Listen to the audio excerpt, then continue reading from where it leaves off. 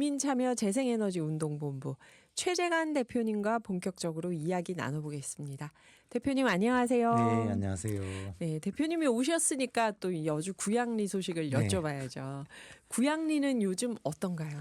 예, 내일 저기 파푸아 뉴기니아에서 주민분들이 이제 22분, 그리고 이제 우리나라 새마을 중앙회에서 한 20여 분에서 한 40여 분이 구양리 현장 방문을 온다고 합니다. 그러면은 총 62분이 오시는 아니, 건가요? 이제 합쳐서 40여 분이 합쳐서 예, 오신다고 하는데, 파푸아 뉴기니에도 새마을 운동이 오래전부터 이렇게 열심히 되고 있다가 지금 파푸아 뉴기니에 전국적으로 새마을 운동이 활성화되는데 거기에서 구양리 모델이 자기들이 원하는 모델과 딱 맞다 해서 마을 주민 전체가 공동체가 에너지를 생산해서 함께 나누는 것을 견학하기 위해서 구양리에 오게 됐습니다. 파푸아 뉴기니에서요. 네. 와, 그러면은 그분들 통역사가 있는 거죠. 네, 통역 당연히 오시고 뭐 이렇게 이야. 찾아보니까 한 1,000만 명 정도 되는 네. 인구고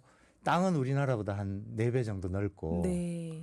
예, 오세아니아 쪽에 이렇게 있는 나라인데 하여튼 거기서 새마을 운동의 모델로 뭐 건면자조 협동 그리고 공동체를 강조한다고 그래요. 네. 그래서 이제 공동체 수익 모델이 아주 자기들에게 적절하다고 오기로 했습니다. 사실 여주 구양리는 우리가 알고 있는 전통적인 새마을 운동이라기보단 거의 21세기 버전 아닌가요? 그러니까 파푸아 뉴기니에서 좋아할 수밖에 없었을 것 같아요. 네, 거기가 이제 뭐 산악지대가 많고 이제 산지가 험해서 말이 한 800개 정도 이렇게 다양하다 그러는데 네. 아마 아까 퀴즈처럼 네. 한 곳에서 전기를 생산해서 다 보내기는 어려울 것 같고 그러겠네요. 각자 생산해서 쓰는 방식으로 해서 아마 적절한 모델이라고 찾아오는 것 같다는 생각이 들었습니다. 분산해서 생산하는 그 네. 언어가 800개 정도가 네. 있으면 네. 진짜 한 군데서 단일하게 무언가를 하기가 어려울 것 같은데요. 네. 여주 구양리에서 지금 놀라운데요. 파푸아 뉴기니에서까지 견학을 오는 예, 수출을 하게 된 그러겠네요. 예, 그런 상황이 됐네요. 새로운 농어촌 모델로 네. 그래요. 네. 최근에 네. 또 농어촌 공사에서도 구양리를 다녀가셨나요? 예, 저희가 그 구양리처럼 마을 주민 전체가 하기 위해서는 공유부지가 제일 중요한데 네, 공유부지. 사실은 공유부지가 많지 않다. 그게 이제 아쉬운 점이었는데 농어촌 공사가 가지고 있는 그 국가 소유의 비축농지 네. 그리고 국가 소유의 저수지 그러니까 국가 소유의 공공부지를 활용해서 주민들이 네. 이렇게 생산을 하게 되면 주민들이 고루 나눌 수 있기 때문에 농어촌 공사가 하면 좋겠다라는 의견을 계속 말씀드렸는데 네. 사장님께서 그거를 아주 좋게 생각하시고 직접 이제 지역을 방문해서 임원분들도 다 모시고 와서 그 돌아보고 주민들이 이익을 공유하는 방식이 굉장히 바람직하다 해서 그쪽으로 지금 적극 노력을 하고 계시고 그래서 어제는 농어촌 공사 나주에 있는데 네. 제가 가서 특강을 하고 왔습니다. 나주까지 가셔서요. 예, 한 150분 정도 직원분들께 앞으로 이 공동체가 하는 재생에너지를 통해서 농촌이 다시 회생할 수 있다. 사실은 농촌이 몰락해 가고 있는데 네. 그 농촌 회생에 가장 큰 역할을 우리 농어촌 공사가 할 수 있다. 이런 말씀을 드렸는데 아주 적극적으로 지금 하실 마음을 가지고 계시고요. 농어촌 공사가 가진 비축농지를 잘만 활용하면 제가 볼 때는 전국에 36,000개 농촌 마을이 네. 모두 다 구양리 같이 될 수 있다. 될 수 있을 뿐만 아니라 또 저수지도 굉장히 많이 가지고 있어요. 전국에 3,400개 정도를 가지고 있는데 네. 여기에 수상 태양광을 이렇게 주민들하고 이익을 공유하는 방식으로 하면 이 수상 태양광만 해도 한 15기가와트. 또 비축농지 하면 또 40기가와트 자원량을 가지고 있다. 네. 그러니까 우리가 1년에 많이 생산해야 우리나라 전체 태양광 발전 시설이 2.5기가와트 정도거든요. 그거밖에 안 돼요. 네, 그거밖에 안 되는데 어마어마한 자원량을 가지고 있기 합치면 때문에 55기가. 네. 이거는 뭐 우리 농어촌 공사가 이런 주민 참여 방식으로 해나가야 될 그런 또 사명이 있고 또 지금 농촌에 심각한 것이 고령화가 매우 심각하거든요. 맞아요. 이번에 산불 났는데도 지역에서 그 산불 끄려고 오신 분들이 또 연세가 많으시다고 얘기들이 나왔잖아요. 마을에 가면 거의 이제 70대 예. 분들이신데 예. 지금 이제 농촌의 평균 연령이 이제 올해 69세, 내년에 이제 농민 평균 연령이 70세. 그럼 이제 농민들이 70세 되면 은퇴를 시작해요. 네. 그 75세 정도 되면 거의 은퇴를 해요. 네, 많은 분들이. 네. 그럼 이제 은퇴하기 위해서 농민들이 땅을 처분을 하는 거죠. 농지를. 네. 자식들이 농사 지으려는 사람이 없기 때문에. 그래서 농지 가격이 계속 떨어지고 있어요. 아, 그러면 또 가격이 떨어지겠네요. 예, 그래서 농어촌 공사에 땅을 사달라고 줄 서 있는 사람이 제가 이제 물어봤더니 3년치가 벌써 들어와 있대요. 3년치 와. 예산으로 사야 될 농지가요. 비축 농지가 이미 3년치가 들어와서 이걸 이제 정부가 사지 않으면은 땅값이 폭락하게 되는 위기에 이제 직면하게 되거든요. 그래서 그거를 저는 비축 농지를 적극 사고 네. 영농형 태양광을 적극하고 주민들에게 나누어주자. 그래서 지금 시기가 아주 적절한 시기라 농어촌 공사가 그런 역할을 주문했는데 아주 지금 적극적으로 하시려고 해서 아마 조만간 여러 모델들이 만들어질 것 같습니다. 예, 그게 이제 대표님이 어디 가서 말씀하시면 이 힘을 받는 게 그래서 파푸아뉴기니도 농어촌 공사도 다 관심을 갖는 게 성공 사례잖아요. 정책 아이디어는 누구나 할 수 있는데 실제로 해가지고 성공한 사례로 얘기를 하니까 다들 깜짝 놀라는 거예요. 아주 어찌 보면은 1메가와트는 그 태양광 업계에서 보면은 너무나 작은 사례인데 네. 주민 전체가 주인이 되고 주민 전체가 이익을 나누고 그렇기 때문에 주민들이 받아들이는 네. 이것은 엄청나게 큰 사례다. 그렇죠. 성공 사례가 딱 있으니까. 그러면 농어촌 공사에서 그 40기가와트, 15기가와트, 55기가와트를 전국적으로 한다. 이게 말처럼 쉽지가 않다고 하는데 어떤 과제가 먼저 해결이 돼야 되나요? 예, 우선 지금까지의 대부분 방식은 한 뭐 예를 들면 농어촌 공사에 이렇게 담수 저수지에 네. 태양광을 하는 방식은 한 76%의 이익을 이제 기업이 가져가요. 아, 그걸 설치하거나 돈을 70%면 진짜 76% 많다. 정도를 76%요. 한 20%를 농어촌 공사가 가져가고 그러니까 빌려줬으니까 네. 그리고 주민은 4%를 가져가요. 그럼 농어촌 공사한테도 별로 그렇게 남는 사업이 아닌 것 이게 같아요. 이제 그래서 사실은 이게 기업이 살지는 네. 방식이 되는 것이고 주민들은 그냥 4% 피해 지원금을 받는 수준인데 이것을 100%로 바꾸자 하기 때문에 이렇게 주민들하고나 지역 농민들에게 얘기해 보면 지금 4% 받아서 대부분 반대해서 다 중지되어 있거든요. 네네. 그런데 이것을 100% 주민에게 준다고 하면은 다 하자고 하는 거죠. 그래서 그것이 굉장한 위력을 가지고 있다. 네. 예, 그래서 그런 방식으로 바꾸는 것이고 그리고 농촌의 어르신들이 나이가 많으시잖아요. 네네. 이것을 자발적으로 한다는 것은 매우 어려운 일이에요. 그래서 저는 이렇게 준공영제로 예를 들면은 농어촌 공사와 지자체와 또 지역의 뭐 농협이나 또 이렇게 시민단체나 여기가 힘을 합쳐서 함께 만들어가는 방식으로 모두가 함께 참여해서 건설하고 그 이익을 모두가 나누는 방식으로 하면 전국의 모든 곳이 빠르게 저는 이제 진행할 수 있다. 확산이 될 것이다. 그것이 이제 제일 중요하고 네. 그리고 이걸 하기 위해서는 이제 몇 가지 영농형 태양광. 네. 그러니까 농사도 짓고 에너지도 동시에 생산하는. 그러니까 지금까지 방식은 농지에서 농민을 쫓아내는. 그러니까 태양광이 들어오면은 농사를 더 못 짓는 농사를 못 거기서. 짓고 태양광만 해야 되는 그것에 대한 저항이 컸기 때문에 네, 그랬을 것 같아요. 당연히. 영농형 태양광으로 에너지와 식량을 함께 생산하자. 이것이 이제 해결되면 핵심이네요. 중요하게 해결이 될 수 있습니다.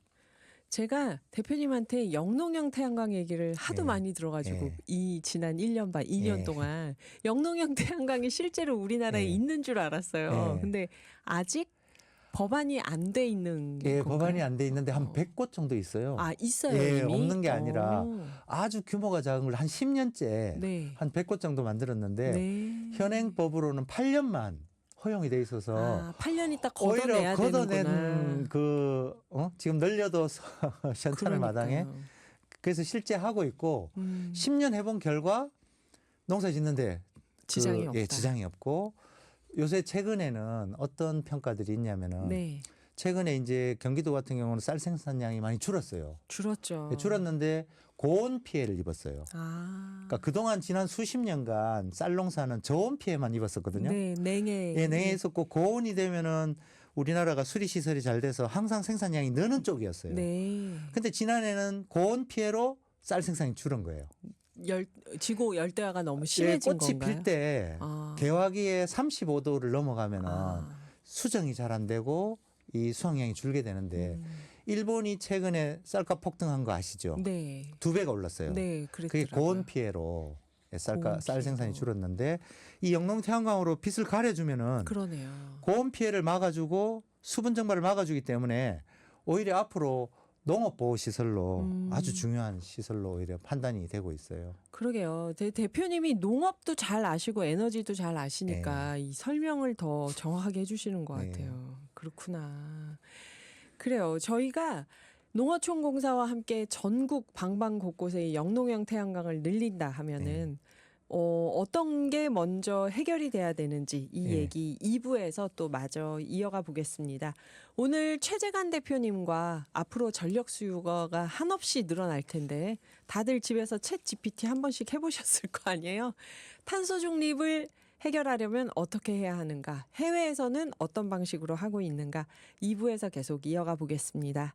0830님 새싹 문자로 이렇게 얘기를 주셨어요.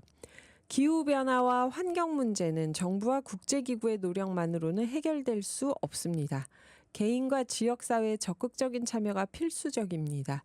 재활용, 에너지 절약, 친환경 제품 사용은 개인이 실천할 수 있는 환경보호 방법이죠. 또 지역사회 차원에서 환경교육과 프로젝트를 통해 환경 문제 인식을 높이고 지속가능한 해결책을 모색해야 합니다. 네, 0830님 말씀 감사하고요. 항상 저희 이런 얘기 많이 나오는데 최근에는 전문가분들이 우리나라 전반적으로 보면 시민 개개인의 실천 수준은 상당히 올라왔는데 여기 나오잖아요. 정부와 국제기구의 노력이 필요하다. 근데 이게 좀 우리가 약하다. 그런 얘기를 하는 분들이 좀 자꾸 많이 늘어나더라고요. 네, 아주 옳은 말씀이시네요. 오늘 농어촌공사, 여기 정부기구죠. 농어촌공사에서 영농형 태양광을 본격적으로 하려면 뭘 해결해야 되는가 해서 아까 이제 법안 통과가 시급하다 얘기를 해주셨어요. 8년 기간으로는 맨날 세웠다 치웠다 시간 다 가니까 30년 정도 늘리자. 법안이 통과되겠죠 이제?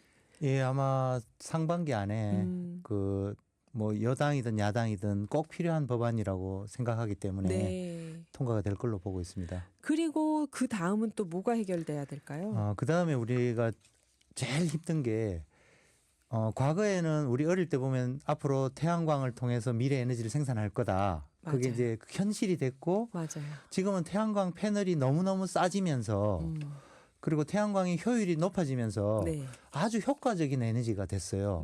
그래서 많은 전기를 생산하게 됐는데 경제성도 생겼는데 태양광은 단점이 한낮에 태양이 뜰 때 다 같이 생산하잖아요. 그러니까 차로 치면 러시아워가 생기는 거죠. 엄청나게 많이 생산하는 엄청나게 많은 게 똑같은 시간에 그 도로를 이용하다 보니까 러시아워에 차가 막히는 거하고 똑같은 원리로 개통망이 막혀버린 거예요.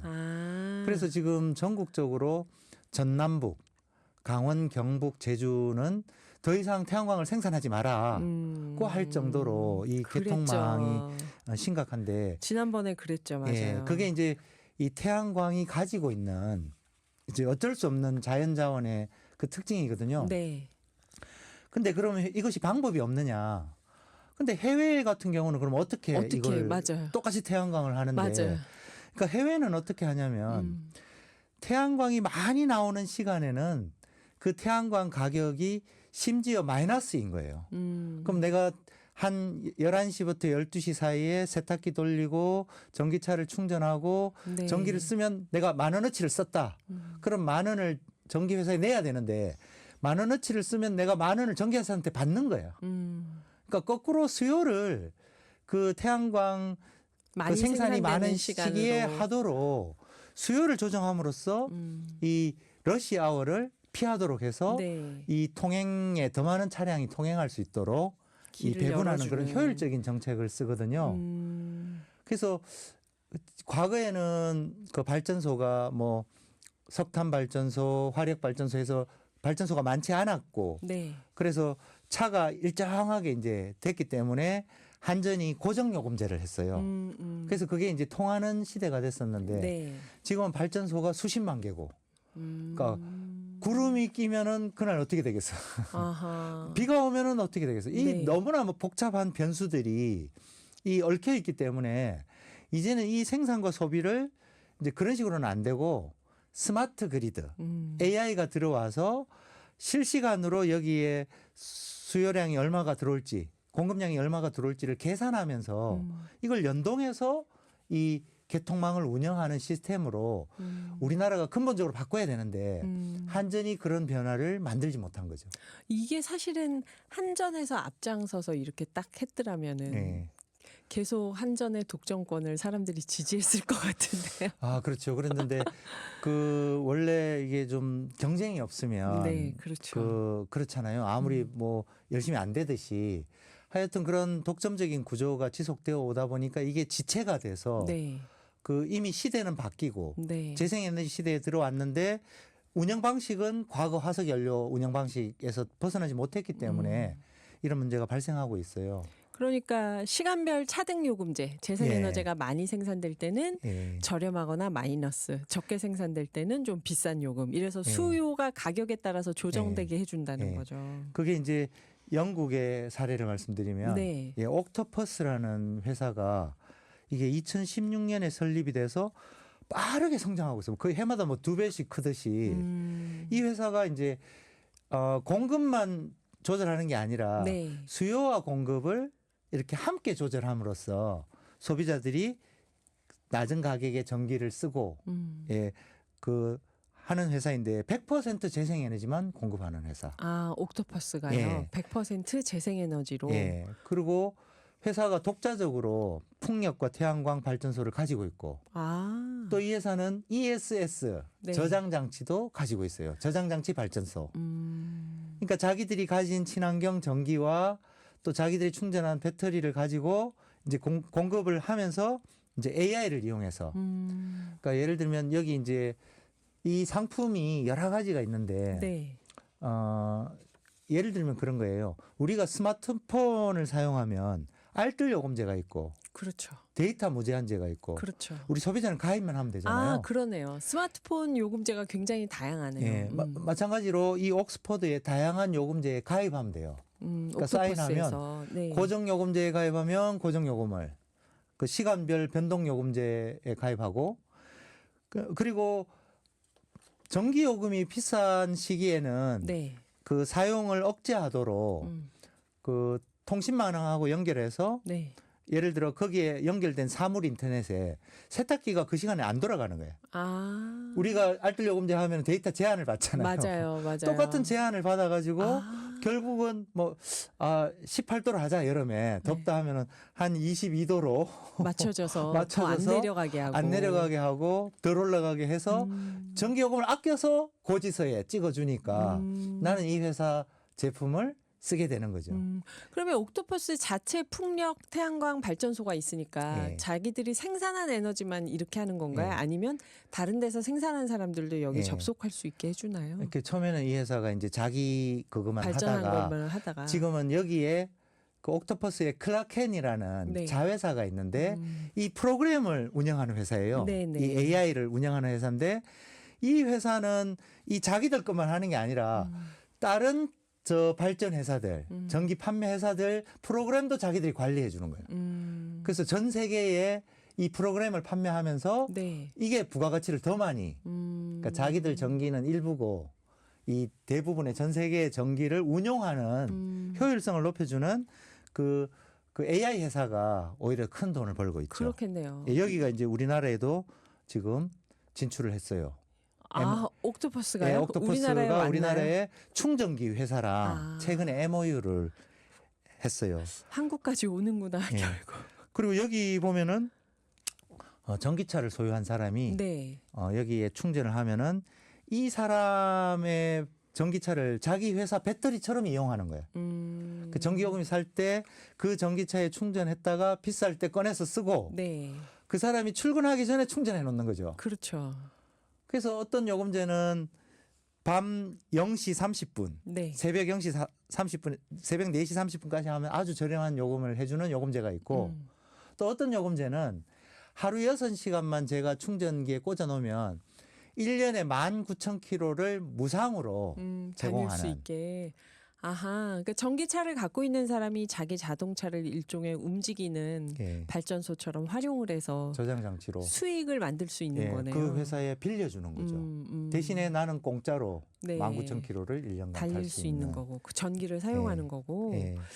그러면 이런 옥토퍼스 같은 회사를 저는 우리나라 기술을 제가 과신하는지 모르겠지만 못 만들 이유가 없다고 생각하거든요. 그렇죠. 이 우리나라가 AI 저 기술이 이게 뭐 AI의 섬도는 아니지만 이게 뭐 그 그렇게 막 IT의 네, 대단한 기술이어서 이걸 못할 정도는 아닐 것 같거든요. 아닙니다. 저는.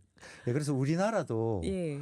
스타트업인데 그리드 위드라는 회사가 한 10년 정도 됐어요. 아, 10년이나 됐어요. 예, 10년이나 돼서 올해 매출액이 찾아보니까 1,300억이더라고요. 그 그리드 회사가 옥토퍼스가 예. 2016년에 세웠으니까 예. 비슷한 시기에 세운 건데 비슷한 시기에 세워서 아주 이것도 엄청나게 성장을 잘 하고 있는 거예요. 있고 그래서 이 회사도 이런 옥토퍼스처럼 회사의 에너지를 더 효과적으로 만들어주면서 거기서 나온 이익을 네. 그 이제 수익 모델로 하는 그런 회사인데 이 회사가 이제 옥토퍼스만큼 크지 못한 것은 네. 우리나라 전기 요금제가 영국과 같은 네. 이런 실시간 변동 요금제가 아니기 때문에 아, 수익 모델이 안 되는 거죠. 네. 만약에 우리도 그 지금 재생에너지에 맞게 변동 요금제를 적용하면은 이 회사도 예. 이제 옥토퍼스만큼 컸겠죠.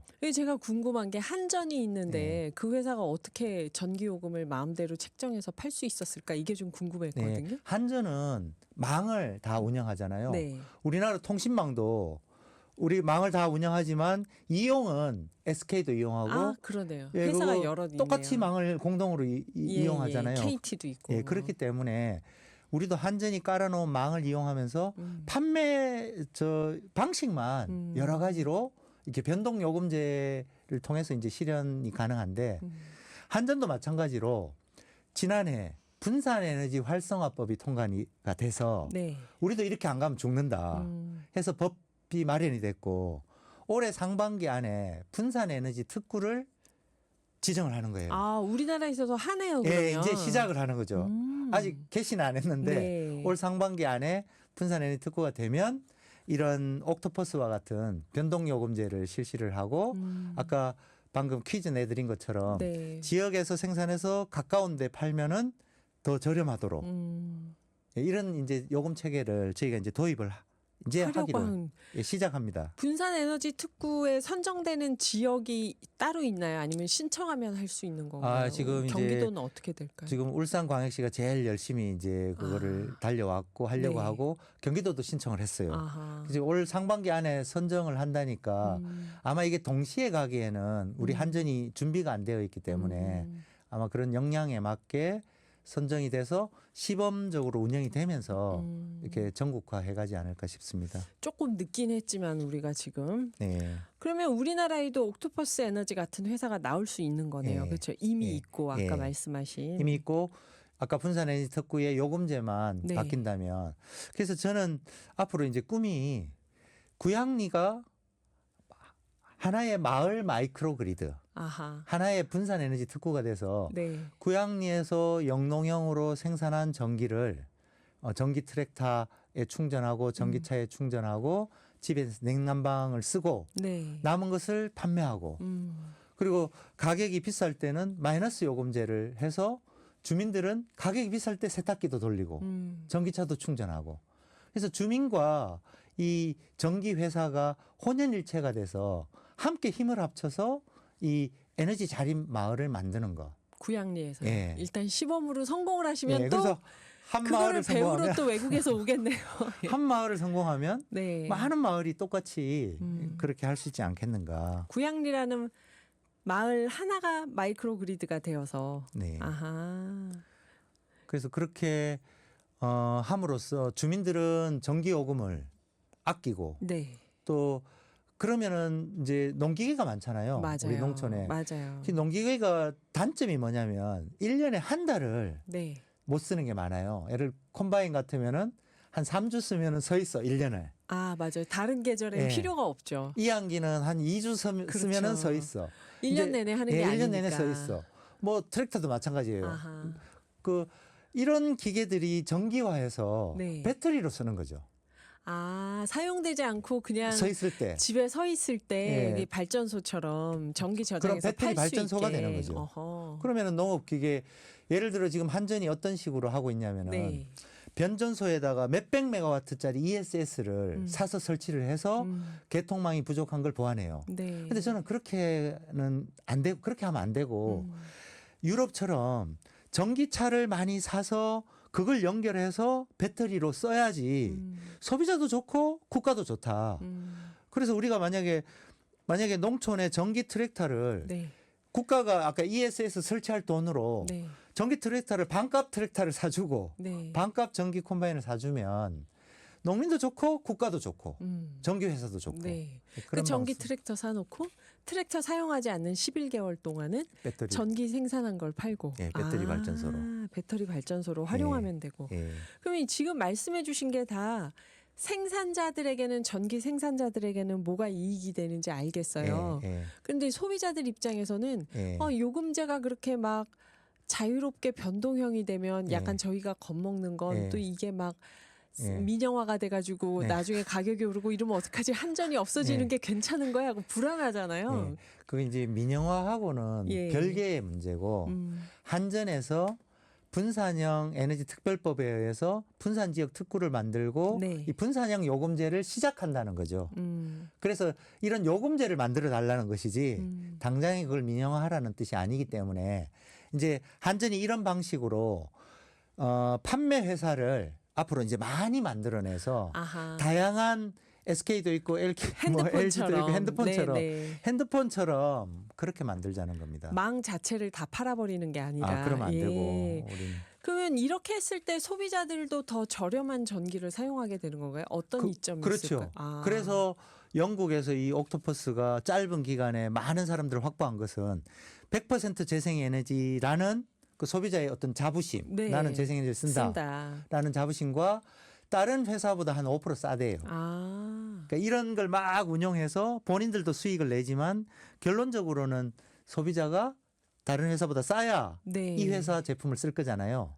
상품을. 그렇죠. 이제 이렇게 되면은 많은 이런 전기 판매 회사들이 어떻게 하면 소비자들에게 더 싸게 그렇네요. 공급할까를 경쟁하게 되기 때문에 혁신이 일어나게 되는 것이기 때문에 우리가 좀 걱정하는 것은 이런 재생에너지 시대로 갔는데 한전이 혁신하지 않는다면 우리는 지금 한전 빚이 200조가 넘었거든요. 네, 200조요. 네, 200조가 넘었는데 국가가 어떻게든 메꿔주니까 이런 일이 벌어지는 거 아니냐. 그래서 그런 혁신이 사실 필요합니다. 네. 그렇게 이제 전력 시장이 개방이 되면 예. 한전도 그 특구를 만들어서 분산 예. 에너지 특구를 만들고 여러 사업을 하면서 한전도 좀 유연하게 나오고 네. 이게 제대로 혁신이 된다면은 아무래도 재생에너지가 확대되겠죠. 예. 이 마이크로 그리드를 사용해서 예. 화력이나 원자력을 더 많이 늘리진 않겠죠. 예, 어떻게 이거는 보시나요? 그 재생에너지에 유리한 또 적절한 방식이 이런 방식이고 네. 이게 소비자에게도 유리한 방식이 되는 것이고 만약에 이제 우리 농민들 같으면은 지역에서 스스로 생산한 전기를 가지고 네. 스스로 냉난방을 해결하고 남는 것을 판매함으로써 이익을 낼 수 있고 그리고 이제 스스로 만든 전기이기 때문에 가격을 네. 싸게 팔 수 있잖아요. 내가 만든 전기고 우리 동네가 만든 전기니까 우리 동네 주민들에겐 싸게 팔 수 있잖아요. 네. 그러니까 뭐 예를 들어 구양리 주민에게는 구양리 요금제가 적용되는 거죠. 아. 그럼 구양리 살기만 해도 네. 우리는 전기를 그냥 뭐 무상으로 엄청나게 생산했는데 네. 예, 농어촌공사 땅에다가 우리가 농협이나 금융기관에 돈을 빌려서 내 돈과 내 땅이 들어가지 않았는데 전기가 생산되잖아요. 네. 그 전기 가격을 우리 동네 주민들에게 저 같으면 반값에 공급하겠다.